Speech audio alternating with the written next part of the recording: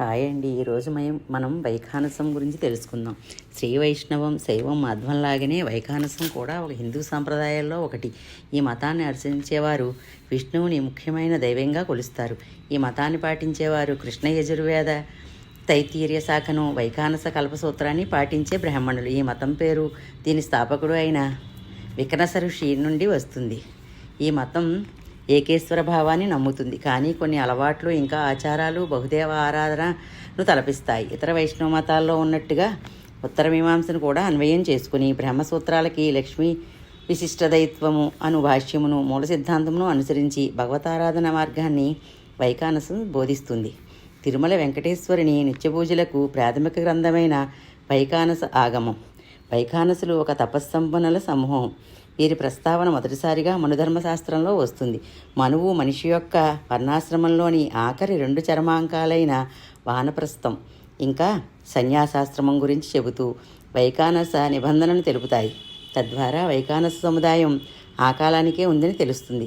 నారాయణీయంలో కూడా వీరి ప్రస్తావన వస్తుంది, కానీ సైద్ధాంతికంగా వైఖానస సూత్రాలు 4వ శతాబ్దానికన్నా పాతవి కావని తెలుస్తోంది.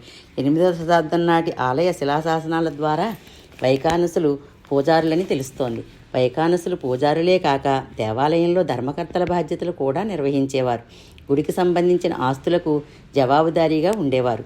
శ్రీ వైష్ణవుల రాకతో వైఖానసుల ప్రభావం తగ్గిపోయింది. రామానుజాచార్యుడి రాకతో ఈ ప్రభావం మరింత తగ్గింది. ఈనాడు ప్రముఖ వైష్ణవ దేవాలన్నింటిలోనూ ప్రధాన అర్చకులుగా వైఖానసులే ఉంటారు. వైఖానసులు వారి నమ్మకం ప్రకారం వైదిక సంప్రదాయమైన కృష్ణ యజుర్వేద తైత్తీర్యను శాఖను పాటించే జీవిత సమూహం. వైఖానస సంప్రదాయం ప్రకారం ఋషి వికనసుడు శ్రీ మహావిష్ణువు యొక్క అంశతో మహావిష్ణువుకే జన్మించాడు. బ్రహ్మతో పాలుగానే ఇతనికి ఉపనయనం జరిగింది.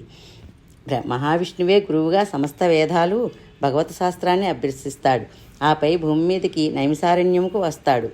అక్కడ వైఖానస కల్పసూత్రాన్ని రచించి తన 4 శిష్యులైన అత్రి, భృగువు, కశ్యపుడు, మరీచికి ఉపదేశిస్తాడు.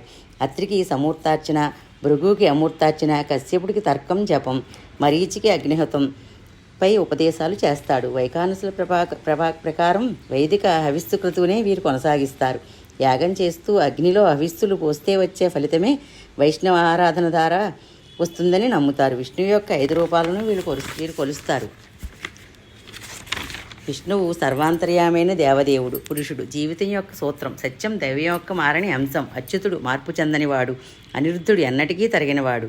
తిరుమలలో పడమరమాడ వీధిలో వెనకవైపు శ్రీ వైఖానస ఆశ్రమం ఉంది. ఇక్కడికి దగ్గరలోనే మంత్రాలయ రాఘవేంద్ర స్వామి మఠం కూడా ఉంది.